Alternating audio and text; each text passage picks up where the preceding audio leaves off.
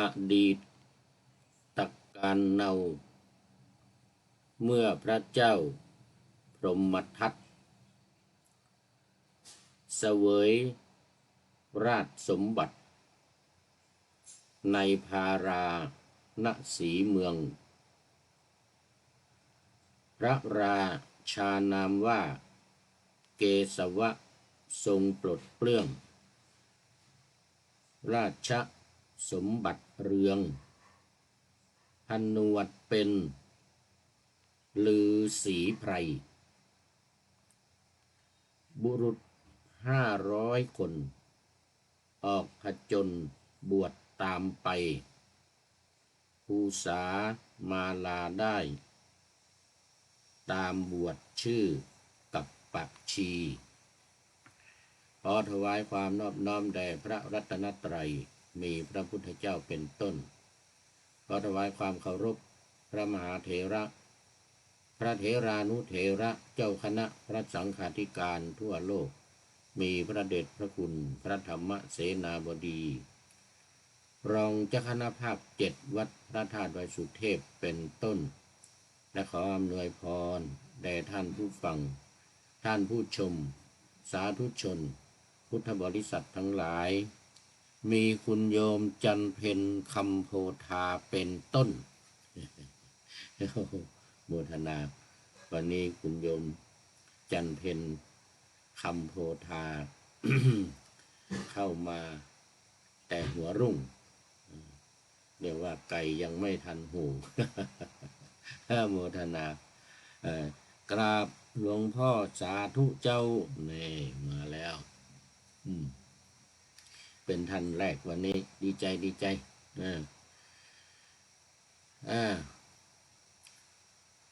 วันนี้รายการธรรมทัศน์ของวัดพระธาตุดอยสุเทพออกอากาศทางสถานีวิทยุวปท2จังหวัดเชียงใหม่มีร้อยเอกจำนงปัญญาวัฒโนเป็นหัวหน้าสถานีและอาตมาภาพพระครูปริยัติยานุศาสตร์เป็นผู้บรรยายเป็นประจำทุกวันเวลา7:30 นาทีถึง8 นาฬิกาโดยประมาณสำหรับวันนี้ก็เหมือนเดิม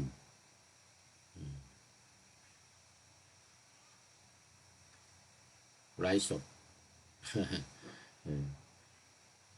ไลฟ์สดสวัยเทพบุญสวัยเทพบุญไลฟ์ก็จากวัดพระธาตุดอยสุเทพเยอรมันเขตฮิลชินบากเมืองซีเกนประเทศเยอรมนีวันนี้อากาศดีมากท้องฟ้าแจ่มใส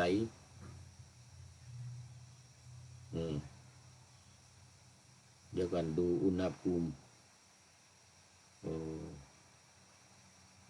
ขณะนี้9 องศา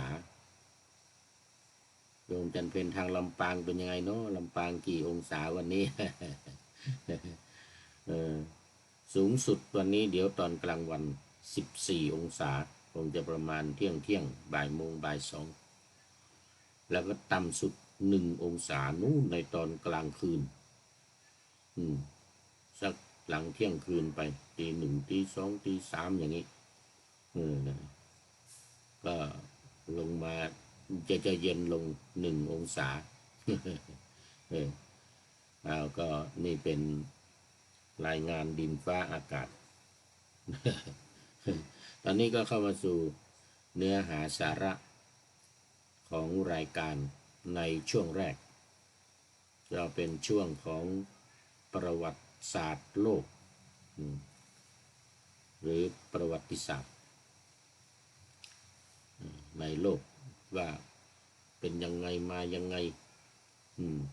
แต่ตอนนี้อยู่ในประเทศเยอรมันก็ขอนำเสนอประวัติศาสตร์ของประเทศเยอรมันไปก่อนสักระยะหนึ่งถ้ามีประเทศอื่นๆทวีปอื่นๆตอนนี้อยู่ในทวีปยุโรปในทวีปยุโรปก็เอาใกล้ๆหน่อยที่มันหาข้อมูลได้ง่าย หาข้อมูลได้ง่ายตอนนี้อยู่เยอรมันก็มีข้อมูลของเยอรมันเยอะแยะไปหมดอย่างตอนนี้ก็นำมาจากหนังสือเยอรมนีนี่หนังสือนี่เรียกว่าเยอรมนีเป็นหนังสือคู่มือนักเดินทางเยอรมนีก็บอกว่าเปิดประตูสู่ประเทศเยอรมนีเหมือนกันนะเตรียมตัวให้พร้อมก่อนสัมผัสดินแดนแห่งนิทานก่อนนอน ดินแดนแห่งนิทานก่อนนอนที่เต็มไปด้วยกลิ่นอายประวัติศาสตร์และต้นกำเนิดของเบียร์คลาสสิกโอ้โหเบียร์คลาสสิกแต่ถ้าผู้พูดไม่กินไม่ได้ มันมีแอลกอฮอล์ แต่ว่าไปที่อเมริกาเป็นเขาเรียกว่ามันเบียร์ไม่มีแอลกอฮอล์นะเขาเรียกว่ารูทเบียร์โยมก็เอามาถวายโอ้ก็ไม่กล้าดื่มเหมือนกันเพราะว่ามันได้ยินเสียงคำว่าเบียร์นี่นะก็เลยโยมเขาอธิบายให้ฟังบอกโอ้อันนี้ไม่ใช่เบียร์ที่เขาดื่มเมากันเลยนะไม่ใช่เบียร์อย่างนั้นเขาเรียกรูทเบียร์เป็นน้ำสีแดงคือเป็นเขาเรียกว่าเป็นต้นอะไรอะรูทแปลว่าเป็นธาตุเป็นต้นของต้นตอของเบียร์เนี่ยแต่ว่ามันไม่มีแอลกอฮอล์อยากมีรสเค็มๆนิดหน่อยไม่เค็มมากเนี่ยก็พอดื่มได้ไม่มีอาการอะไร เหมือนกับไปเครื่องดื่มธรรมดาไม่มีน้ำตาลด้วยใช้ได้เหมือนกัน เขาเรียกรูทเบียร์ ที่อเมริกานะขาหมูเลิศรสเหมือนกันนะโอ้โหขาหมูเลิศรสเนี่ยเมื่อวันก่อนไปฉันมาทีหนึ่งท่านพระครูเอ็มถวายพระครูเอ็มเลี้ยงนู่นที่มิวนิกที่มิวนิกโน่นนะเขตบาวาเรียทางด้านใต้นู่นนะใกล้ๆวัดทางด้านพระครูเอ็มวัดสันติวรารามอยู่ที่ออฟฟิงเกน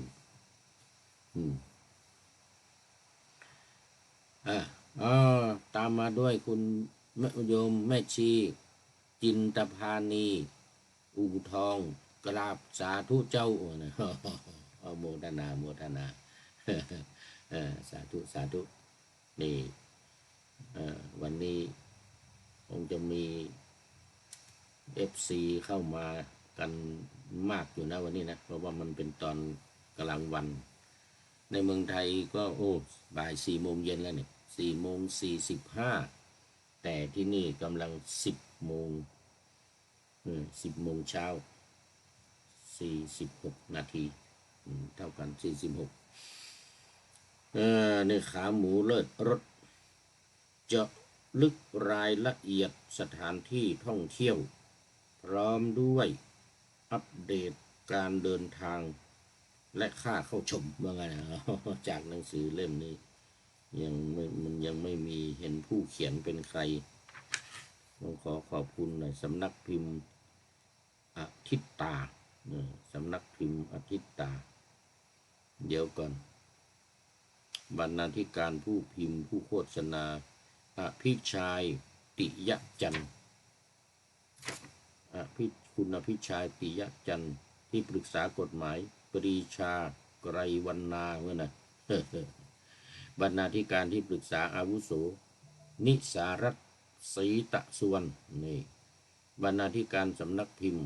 สิริรักษ์เทียนทองหัวหน้ากองบรรณาธิการสิริเพชรเอี่ยมพันธ์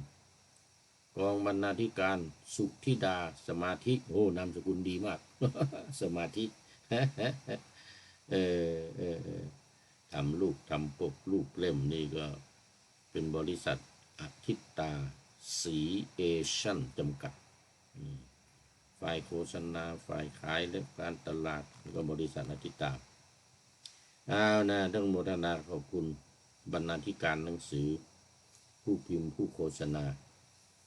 แล้วก็บรรณาธิการที่ปรึกษาไว้ณที่นี้ด้วยเอาละตอนนี้ก็เข้ามาสู่เนื้อหา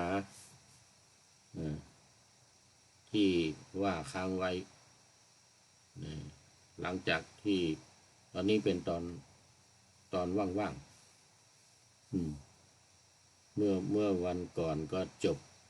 เรื่องสงครามโลกครั้งที่1ไปสงครามโลกครั้งที่1จบแต่พอดีเนี่ยตอนสุญญากาศตรงนี้นะ แล้วตอนสุญญากาศแม่ชีจินตภานีสุญญากาศยังไงคือมันยังอยู่ในระหว่างสงครามโลกครั้งที่1กับสงครามโลกครั้งที่2มันยังไม่ถึงสงครามโลกครั้งที่2ปรากฏว่าหลังจากที่สงครามโลกขออภัยสงครามโลกครั้งที่1จบไปเมื่อปี2461พศ2461ตรงกับคริสตศักราช1918จบไปพร้อมกับจักรวรรดิเยอรมันอันศักดิ์สิทธิ์ล้มละลายจบลงไป เพราะว่าพระเจ้าจักรพรรดิวินเฮมที่2ฟรีดริชวินเฮมที่2ก็ถูกเนรเทศออกจากเมืองไปเพราะว่า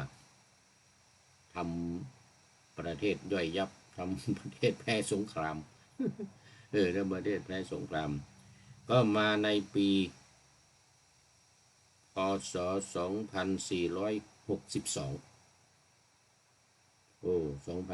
2462นี่ผู้พูดเกิดแล้วนี่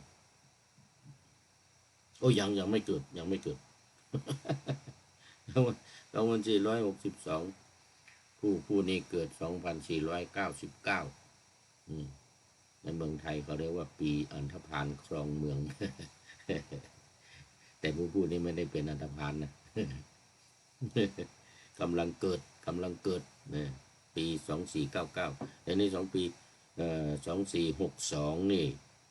1919คริสตศักราชเยอรมนีก็เปลี่ยนเป็นสาธารณรัฐไวมาร์ว่างั้นนะแต่เยอรมันเขาจะออกเสียงว่าไวมาร่าไ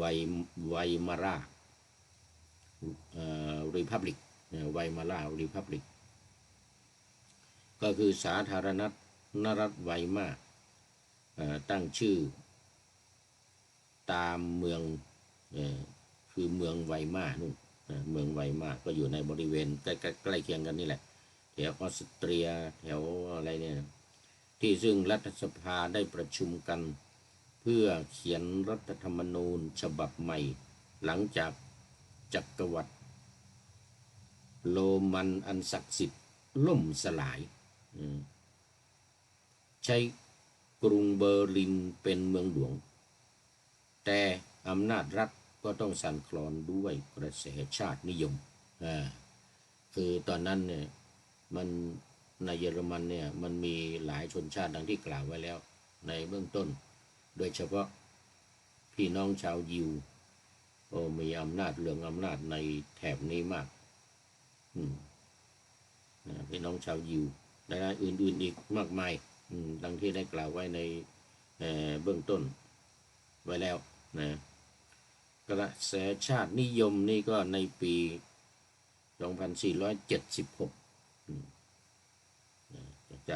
จาก62มาถึง76เนี่ยนะก็มี1933มีบุรุษผู้มีชื่อต้องจารึกไว้ในประวัติศาสตร์ของโลกพวกนี้นะก็คืออดอล์ฟฮิตเลอร์นี่มาแล้วพระเอกแต่พระเอกก็ตกมาตายเหมือนกันในตอนท้าย เพราะว่าทำให้สงครามแพ้สงครามในสงครามโลกครั้งที่สองในสงครามโลกครั้งที่สองนู่นเดี๋ยวจะเล่าในสงครามโลกครั้งที่สองแต่ว่ายังไม่ถึงตอนนี้เอาช่วงนี้ก่อนอดอล์ฟฮิตเลอร์นี่นะเขาเป็นคนออสเตรียเกิดที่ออสเตรียแต่ก็มาโตในเยอรมันคืออยู่ในออสเตรียแล้วก็ตอนเป็นเด็กก็เป็นคนยากจนนะเป็นคนยากจนเรียนหนังสือก็ไม่จบเรียนจบแค่มัธยมเรียนจบแค่มัธยมคืออายุ18ตามประเพณีของทางนี้เขาอายุ18เขาก็ต้องออกจากบ้านไม่ให้อยู่บ้านแล้วแต่สมัยนี้ได้ทราบข่าวว่าไม่ถึง18พากันอยากจะออก15 16 17นี่โอ้อยากจะบินเองเลยแต่ว่าผิดกฎหมาย กฎหมายบังคับให้พ่อแม่นี่ต้องเลี้ยงถึงอายุ18นี่ก็เหมือนกันฮิตเลอร์นี่อดอล์ฟฮิตเลอร์นี่เกิดที่ออสเตรียนู่นพอหลังจบมัธยมอายุ18แล้วนี่ก็ไม่เรียนต่อเรียนอยู่เหมือนกันแต่ว่าไม่จบนะแต่มีหัวอัจฉริยะทางด้านการเมืองทางด้านเขาเรียกว่าเป็นผู้นำทางด้านการศึกษานี่ไม่เท่าไหร่ ทางด้านการศึกษานี่ไม่เท่าไหร่เนี่ยก็มาเป็นผู้นำของพรรคสังคมชาตินิยมเข้ายึดอำนาจเป็นผู้นำของเยอรมนีสาธารณรัฐไวมากจึงสิ้นสุดลงโอ้โหขนาดนั้นเลยคือเขาไม่พอใจเนี่ยเขาไม่พอใจที่ผู้นำของเยอรมนีขนาดนั้นน่ะสาธารณรัฐไวมากเนี่ยที่มีกรุงเบอร์ลินเป็นเมืองหลวงเนี่ยเขาเนี่ยฮิตเลอร์เนี่ยเขาบอกว่าผู้นำส่วนใหญ่เนี่ยไม่ใช่คนเยอรมันไม่ใช่คนแถวนี้ออสเตรียก็ไม่ใช่ฮังการีก็ไม่ใช่อะไรอิตาลีอะไรแถวนี้ก็เยอฝรั่งเศสเนี่ยก็ไม่ใช่เหมือนกันนะแต่เป็นคนยิวเนี่ยโอ้มาทำให้ประเทศแพ้สงครามนี่อับอายขายขี้หน้ามากกว่านั้นนะแกก็พยายามตั้งพรรคเนี่ยตั้งพรรคขึ้นมาเนี่ยเขาเรียกว่าพรรคสังคมนิยมแล้วก็ชาตินิยมอีกทีหนึ่งหนักยิ่งกว่าสังคมนิยมในรัสเซียหรือในจีนสมัยก่อนนะในเวียดนามในเกาหลีเหนือในเกาหลีโอ้อันนี้สังคมนิยมแล้วก็ชาตินิยมอีกทีหนึ่งเนี่ยสังคมนิยมแล้วก็ชาตินิยมด้วยเนี่ยแกก็พยายามจะไม่ให้ว่าผู้นำสมัยนั้นนะที่นำพาประเทศเยอรมันแพ้สงครามเนี่ยแกแค้นมากพยายามจะล้มพยายามจะล้มรัฐบาลชุดเนี้ยไม่เอาไหนว่างั้นนะต้องแกนี่จะเป็นผู้นำเลยนะ จะเป็นผู้นำก็ขึ้นได้ปกครองพรรคนาซีเขาเรียกนาซีปาร์ตี้หรือ National Socialist German Workers Party NSDAP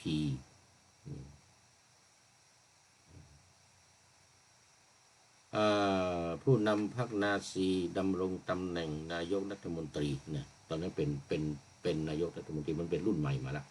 ไม่เป็นพระเจ้าจักรพรรดิละไม่เป็นพระเจ้าจักรพรรดิไม่เหมือนสมัยก่อนแม้แต่สมัยสาธารณรัฐไวมานี่ก็ไม่มีพระเจ้าจักรพรรดิเป็นนายกเรียกว่านายกรัฐมนตรีโดยมีเป้าหมายที่จะทำให้เยอรมนีเนี่ยเรืองอำนาจขึ้นมาอีกทีหนึ่งเริ่มสะสมอาวุธก่อสงครามและนำไปสู่สงครามโลกครั้งที่สองในปี 2482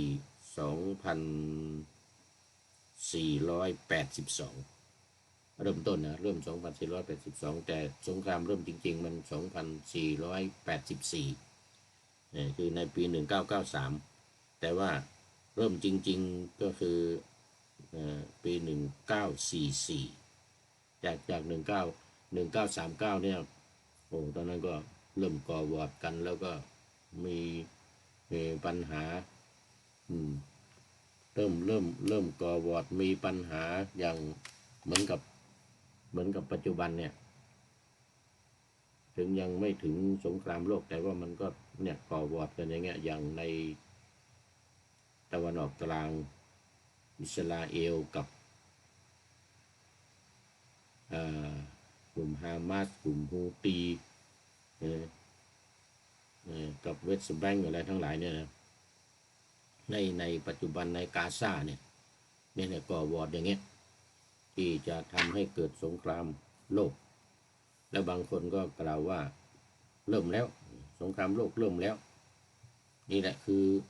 มันเริ่มต้นมีนักวิเคราะห์นักวิเคราะห์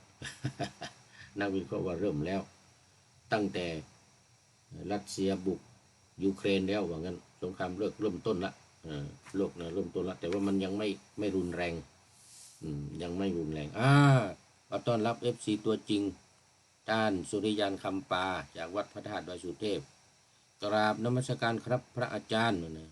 เดินทางมาบ้านแม่ออนครับโอ้บ้านเกิดของ FC ตัวจริงมาเยี่ยมดูโยมแม่ครับโยมแม่สบายดีครับผมสาธุโยมแม่สบายดีก็ดีแล้วคราวที่แล้วก็หอมปล่อยขาวดำโยมพ่อของ FC ตัวจริงไปแล้วโมทนาขอบคุณมากนี่นะอาจจะสงครามเลิกครั้งที่สองจะเริ่มเดี๋ยวคราวหน้าตอนนี้มันหมดเวลาแล้วคราวหน้าเราจะมาคุยกันในเรื่องของสงครามโลกครั้งที่สองที่มีเยอรมนีเนี่ยเข้าร่วมด้วยนะแล้วก็เหตุการณ์เป็นยังไงเราก็จะมาดูกันตอนนี้เอาไว้อันนี้ก่อนคราวมาดูธรรมะวันนี้ต่อ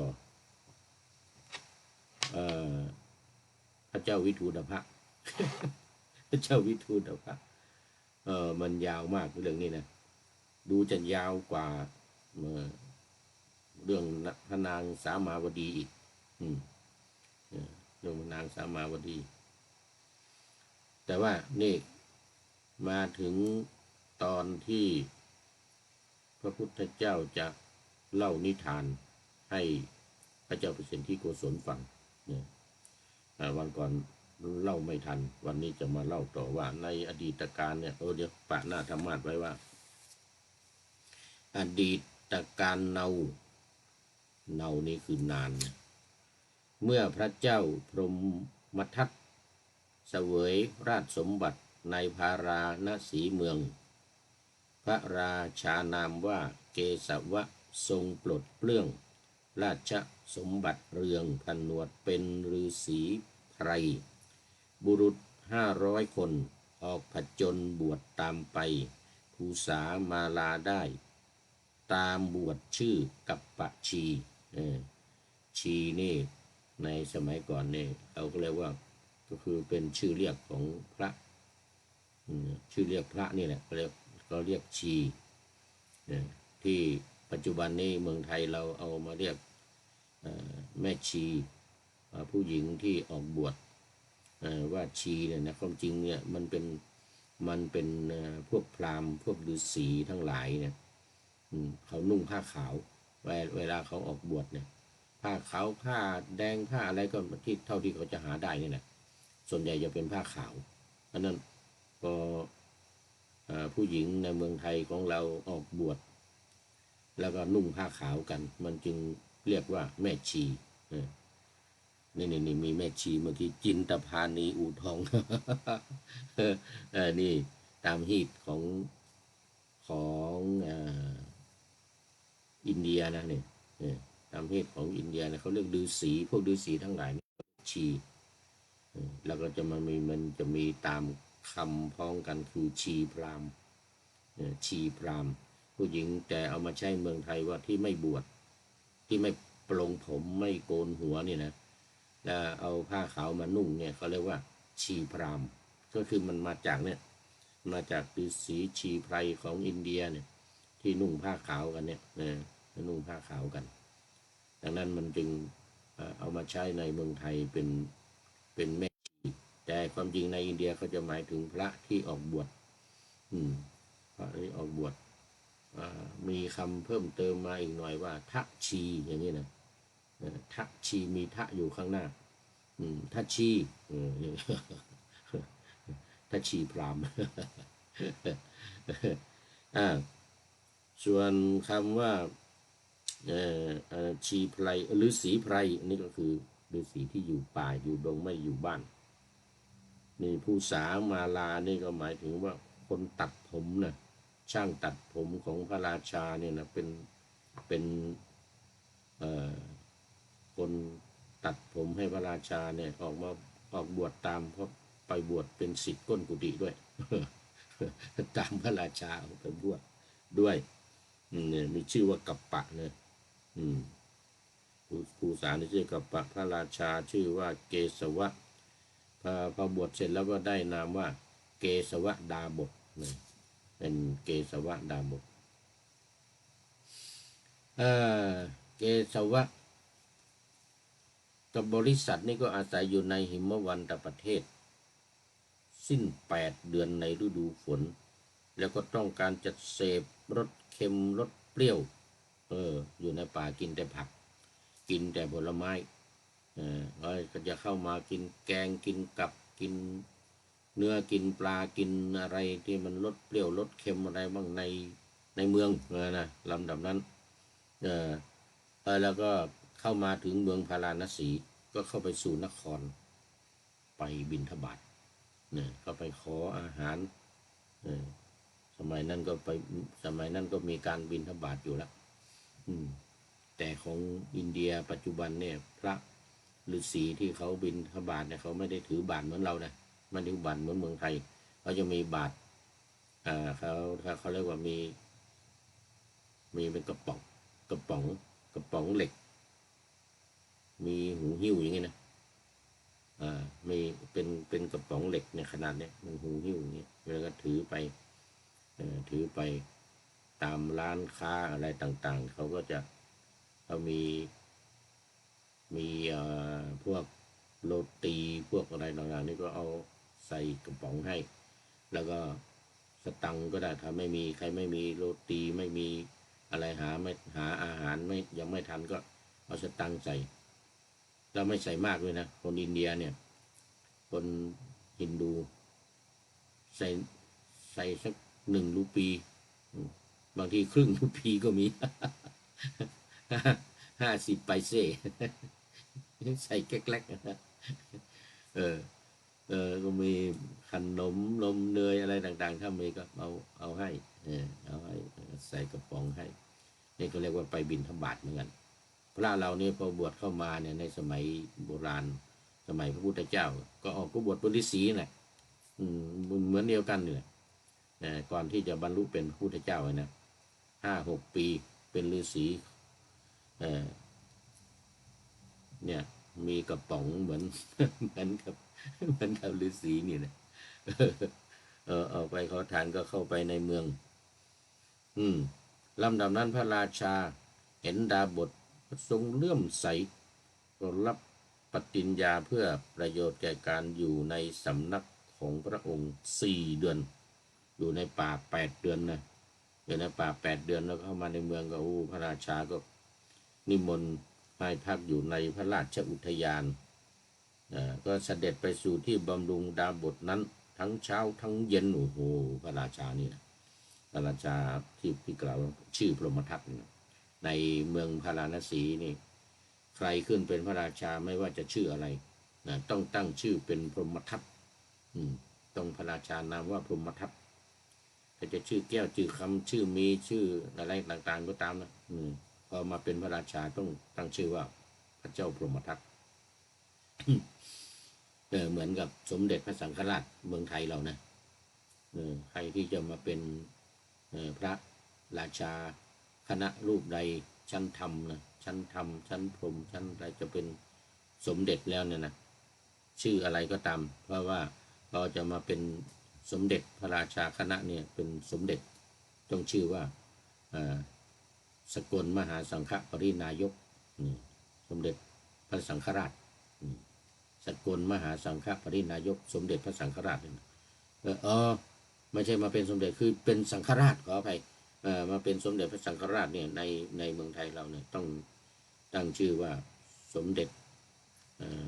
พระสกลสมเด็จพระสังฆราชสกลมหาสังฆปรินายกสกลมหาสังฆปรินายกนี่เหมือนกับพระเจ้าพรหมทัตนี่ในเมืองพาราณสีนี่คงชอบแบบอย่างมายกเว้นมีรูปหนึ่งเป็นเชื้อเจ้าเป็นเชื้อพระราชวงศ์เป็นเชื้อพระวงศ์ใส่ชื่อเดิมคือสมเด็จพญาณสังวรวัดบวรนิเวศอันนี้ไม่เปลี่ยนเป็นสมเด็จไม่เปลี่ยนเป็นสกลมหาสังฆปรินายกเพราะว่าเป็นเชื้อพระวงศ์เป็นเชื้อพระวงศ์ก็ให้มีชื่อเดิมคือสมเด็จพระญาณสังวรเอาละเดี๋ยวมันจะไม่จบดาบททั้งหมดที่เหลืออยู่ก็พักอยู่2-3 วันรำคาญด้วยเสียงอึกกระทึกครึกโครมอึงคนึงต่างๆนะมีเสียงช้างปั้นเสียงช้างเป็นต้นจึงกล่าวว่าท่านอาจารย์พวกกับผมเนี่ยรำคาญใจจะไปละนะลูกศิษย์ที่ตามมาลูกศิษย์ที่ตามดาบทนี่มานะก็เหลือดาบทคนเดียวแล้วท่านจะไปไหนเนี่ยก็ไปสู่หิมวันตประเทศท่านอาจารย์เหมือนกันนะ